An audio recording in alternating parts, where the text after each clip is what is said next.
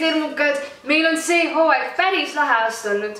Kas mäletate näiteks seda või seda või hoopiski seda?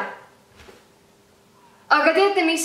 Meil on teile see hooaeg veel päris palju üllatusi varu.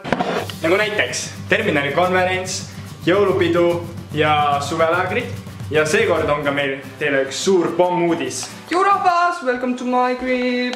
Pommuudisest nii palju, et terminal on meil see aasta jagatud 2 vanusegruppi. Terminal, mis on mõeldud 5. kuni 8. klassi õpilastele ning terminal 2.0. Mis on siis mõeldud 9. klassile ja vanematele. Terminaliga kohtume me iga reede ning terminal 2.0-ga kohtume me iga kuu esimesel reedel. Ning lisaks toimuvad ka suurüritused, kus me ühendame vägesid ning saame kokku kõik koos. Nii, ilmselgelt on praegu juba päris palju infot teile tulnud, aga teate mis?